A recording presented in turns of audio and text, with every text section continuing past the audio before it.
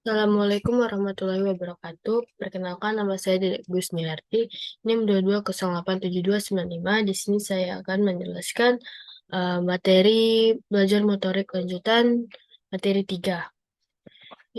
Materi 4. Yang pertama yaitu ada klasifikasi feedback. Eh, Feedback umpan balik langsung didefinisikan sebagai umpan balik yang segera diberikan setelah pembelajaran memberikan respon atau menyelesaikan tugas. Sedangkan strategi tidak langsung didefinisikan sebagai lawan dari yaitu umpan balik yang diberikan beberapa jam, beberapa minggu, atau sekian lama setelah selesainya sebuah tugas atau ulangan. Yang kedua itu ada fungsi feedback ekstrinsik. Feedback menurut Arya Suganda 2008 memiliki beberapa fungsi. Yang pertama yaitu memberikan dorongan siswa untuk berlatih. Yang selanjutnya memperlihatkan tingkah laku guru yang efektif, membantu siswa untuk menilai kemampuannya, memberikan dorongan kepada guru untuk melakukan berbagai penilaian dalam ospek pembelajaran, tingkat kompetisi siswa dalam menguasai pembelajaran. Yang ketiga yaitu ada feedback program. Program feedback dalam belajar motorik lanjutan yaitu komponen penting dalam pengembangan keterampilan motorik yang lebih tinggi.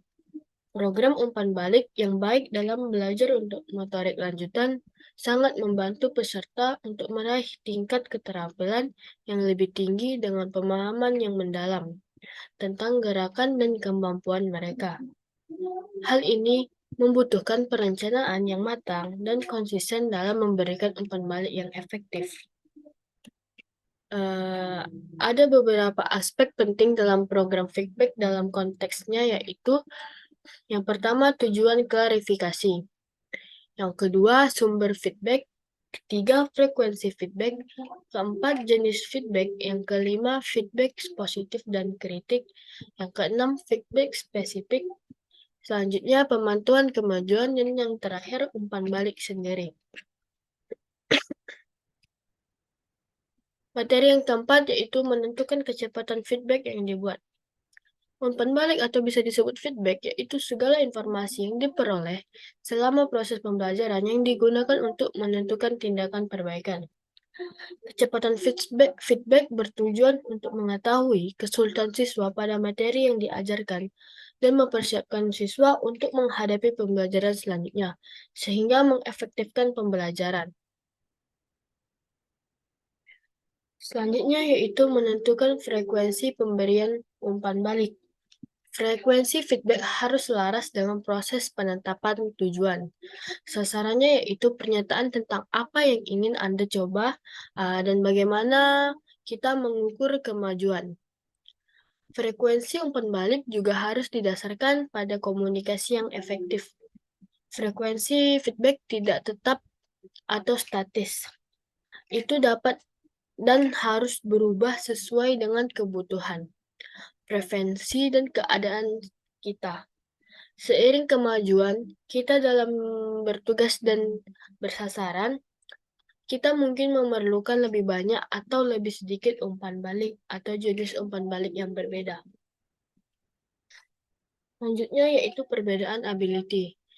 Ada menurut dua para ahli, yaitu yang pertama menurut Chaplin 2013, ia mengatakan ability merupakan kemampuan atau kecakapan, ketangkasan, bakat, kesanggupan merupakan tenaga daya kuat untuk melakukan sebuah perbuatan. Menurut Robbins 2015, kemampuan bisa merupakan kesanggupan bawaan sejak lahir atau merupakan hasil latihan atau praktek.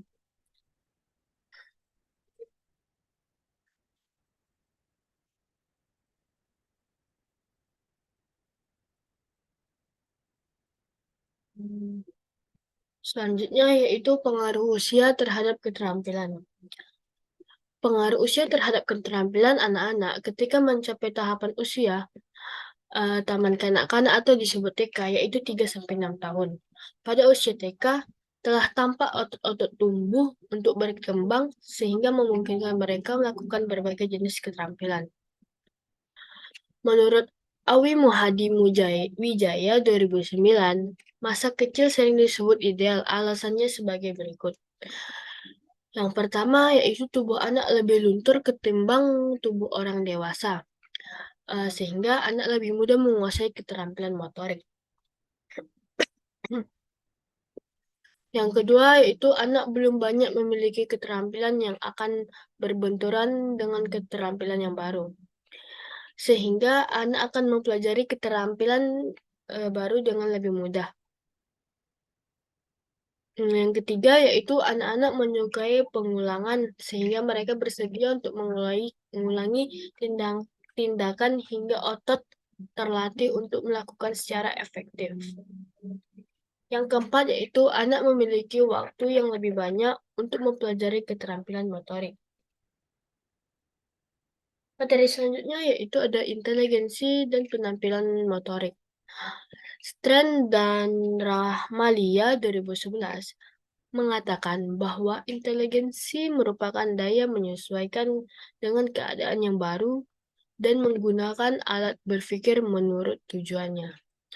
Hal ini bisa kita artikan yaitu sebagai tingkat inteligensi secara umum sebagai kemampuan untuk berpikir abstrak, kemampuan untuk menangkapkan materi dalam belajar dan juga mampu menyesuaikan diri dalam berhubungan dalam situasi-situasi yang baru.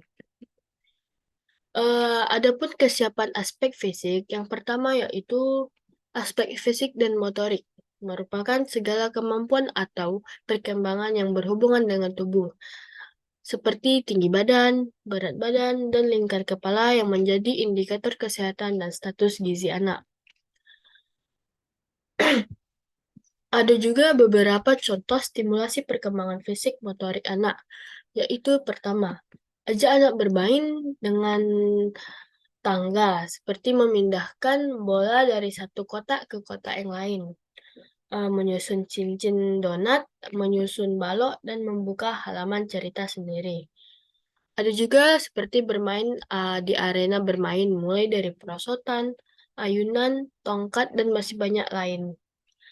Dorongan anak untuk mengikuti olahraga seperti berenang, bersepeda, atau aerobik untuk mempelajari cara menyeimbangkan tubuh sambil berdiri dengan satu kaki. Baiklah, sekian presentasi yang dapat saya sampaikan.